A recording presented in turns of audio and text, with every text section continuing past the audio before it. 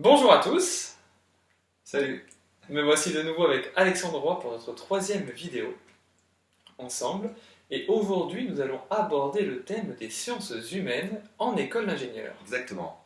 Alors Alexandre, du coup, tu as eu des sciences humaines et sociales, des formations à l'INSEE. À l'ISEN, À l'ISEN. exactement. Donc il se trouve que dans la majorité des cas, les écoles d'ingénieurs, ou moi j'ai fait particulièrement en informatique, donc il y a aussi des écoles d'informatique, Oui, qui vont apprendre à des gens à développer et à faire de la technique. ok, Et il se trouve que ces gens-là arrivent en entreprise 5 ans plus tard Mhm.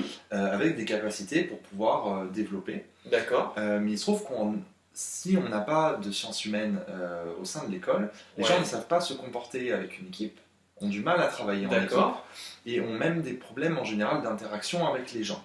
Et c'est ce qui fait qu'en général, ok, la majorité des startups vont se planter à Mhm. cause d'un problème d'équipe de ce genre, où les managers vont avoir du mal avec ces gens-là parce qu'ils ne savent pas quel bout les prendre.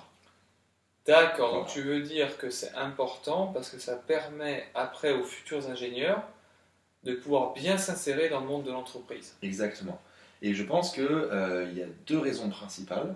La première, c'est pour être capable d'expliquer à des gens non techniques ce Oui. qu'ils font, Donc la vulgarisation. la vulgarisation, Mhm. quel que soit le domaine, mais aussi pour pouvoir communiquer entre équipes, dans une équipe, en tant qu'ingénieur, entre Alors, ingénieurs. c'est-à-dire C'est-à-dire communiquer que dans une équipe. demain, on va avoir 5 personnes qui vont travailler ensemble. Oui, On va avoir un manager et 4 qui vont être en dessous et qui vont Développer. exécuter, voilà, qui vont développer. Mhm. Si demain on en a un des 4 qui ne va pas communiquer, oui, ça risque de mettre en péril le projet parce qu'il ne va pas faire de retour sur ce qu'il développe. oui. Le manager va toujours devoir être derrière lui pour pouvoir avoir du feedback sans que cette personne en donne naturellement. Donc il y a la Et notion de confiance. donc il y a une notion de confiance, oui, qui risque de gêner un peu. Mhm. Et cette personne n'aura pas tendance à communiquer, elle va faire son travail, et elle rentrera le soir chez elle sans avoir d'esprit d'équipe en fait. Alors du coup, je me pose la question, dans ce que tu dis Alexandre, qu'est-ce que tu entends par communiquer au sein d'une équipe, premièrement, et deuxièmement, qu'est-ce que tu entends par justement le dernier terme que tu as L'esprit d'équipe. L'esprit d'équipe. Alors pour moi, ça se rejoint un peu Mhm. dans l'idée où quand on veut réaliser un projet, on a besoin de plusieurs Oui. personnes. Et à partir du moment où une personne va partir sur une des tâches à faire, mais Mhm. qui ne va pas communiquer dessus, les autres ne vont pas avoir de retour et ne vont pas avoir de vue globale sur le fonctionnement du projet. Donc Et ça revient à décrire ce que la personne est en train de faire, ce sur quoi elle travaille. Exactement. Ok. Et en fait, le simple fait d'avoir du non-dit là-dessus met en péril le projet puisque le manager n'a pas de vue globale et n'a pas de bonne planification. Et ça D'accord. va biaiser sa vision, le fait de ne pas avoir de retour d'une de ces personnes ou de Ouais. plusieurs de ces personnes. Et donc la planification ne va pas être bien faite, Mhm. si bien que certaines tâches ne vont pas être attribuées correctement. D'accord. Et que petit à petit, il y a un effet boule de neige comme ça qui va se créer et qui va mettre en péril le projet. Donc quelque part Alexandre, le fait de vulgariser,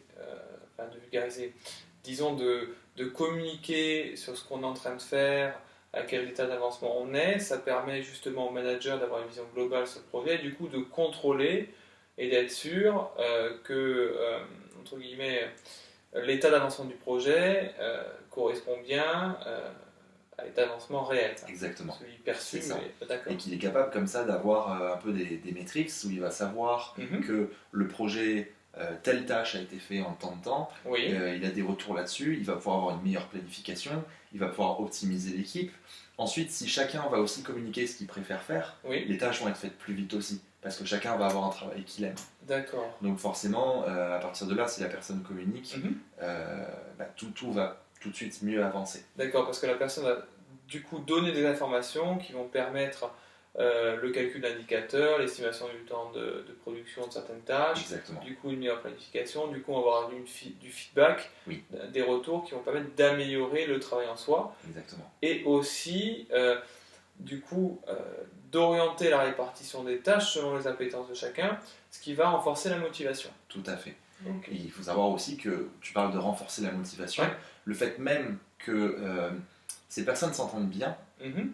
ça va pouvoir faire considérablement avancer le projet parce que les personnes s'entendent bien, elles vont aimer travailler ensemble, et ça D'accord. va motiver les gens à Ouais. faire ce projet Ouais. avec ces autres personnes-là.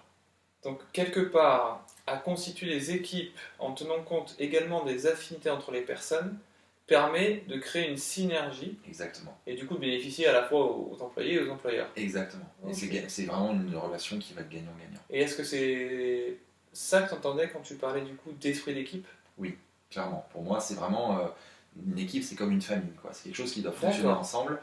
C'est des gens, alors après, dans un cadre du travail, mais qui doivent s'entraider, Mhm. qui doivent se motiver les uns les autres, et qui Oui. vont faire qu'ils ont un but commun qui est de réaliser ce Ah, projet, ok. et qui Ouais. vont travailler ensemble pour le mener à bien. Donc, tu as la notion de but qui va être fédérateur. Exactement. Donc, en plus de l'entente entre les différents membres de l'équipe, Tout à fait. le fait de les réunir autour d'un objectif commun partagé, ça va les inciter à construire ensemble. C'est ça. Et il y avait un autre terme sur lequel je voulais rebondir également. Mais du coup, ça m'a échappé. Par Peut-être rapport sur à la cette notion communication. Je pensais à autre chose. Oui. Ce qui va être pas mal aussi avec cette communication-là, Mhm. ça va être pour pouvoir présenter le projet. C'est-à-dire que non seulement C'est-à-dire communiquer en équipe, c'est quelque chose qui va faire avancer le projet, Oui. Mais demain, un des ingénieurs doit présenter le projet Mhm. à des clients.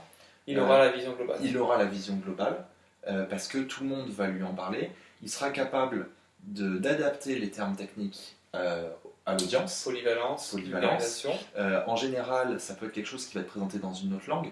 Donc Mhm. forcément, la pratique de l'anglais, de l'allemand, l'espagnol, voilà, ça va permettre aussi Mhm. en communication de présenter le projet, Oui. de convaincre les gens, Oui. les clients, etc. Et de cette façon-là, d'avoir une bonne communication sur le projet. Et du coup, je me rappelle ce que je voulais dire, c'était la notion de solidarité. La façon dont tu parles de l'esprit d'équipe, j'ai l'impression qu'on retrouve vraiment ce côté humain Oui. dont on parle moins souvent, du moins moi j'ai fait des études d'ingénieur, on l'a beaucoup moins évoqué. Au niveau de l'équipe, à savoir la solidarité, le fait de s'entraider. Exactement. Demain, un des ingénieurs n'arrive pas à effectuer une tâche, il suffit qu'il y ait sur un stand-up meeting où donc les gens se réunissent rapidement pour définir qui fait quoi. D'accord. Le gars va soulever le fait, plutôt que rester dans son truc bloqué, il va le communiquer aux gens, il dit il y a ça, je coince dessus, j'ai besoin d'un coup de main. Tout de suite, il y a une replanification qui est faite. On dit bon, bah ok, un tel va t'aider à débloquer, ou sinon tu pars sur autre chose pendant que lui regarde. Et comme ça, en fait, il faut voir, il faut pas se dire non, mais c'est ma tâche, je veux la finir moi. Il faut se dire que c'est un projet commun, c'est un peu le bébé de tout le monde. Et s'il y en a un qui commence à coincer, tout de suite l'autre vient aider ou prend le relais.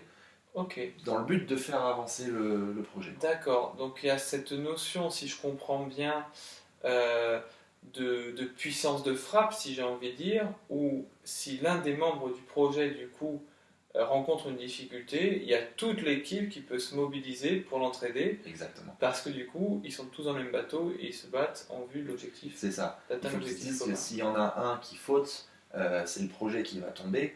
Et donc au final, c'est à eux de s'épauler les uns les autres pour au final réussir ce projet.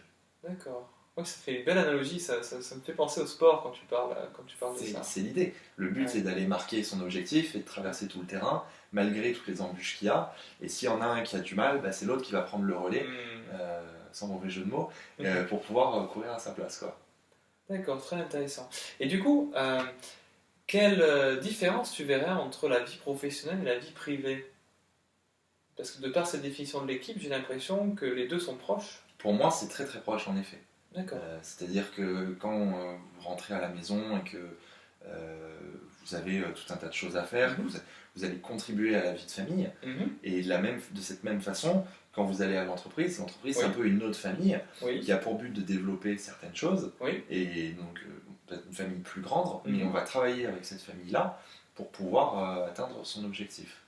D'accord, donc vraiment, si je comprends bien, la frontière entre vie professionnelle et vie privée est beaucoup plus fine. Et est-ce que quelque part, ça ne permet pas aux employés, de par cette occasion-là, d'être davantage eux-mêmes? Complètement. Complètement. C'est d'ailleurs leur identité même qui va permettre de contribuer à l'équipe, et en restant eux-mêmes et pas en... alors restant eux-mêmes tout en communiquant bien sûr, Mais le fait de rester eux-mêmes, ils vont apporter leur propre personnalité. Et ils vont pas devenir un codeur lambda qui va juste pondre du code dans le cadre de l'informatique ou qui va rendre des rapports, etc. Et le fait d'ajouter leur propre personnalité au projet va faire que ce projet va être intéressant. D'accord. Merci beaucoup Alexandre. Merci Jeff, je t'en prie. Et puis merci à vous. À bientôt.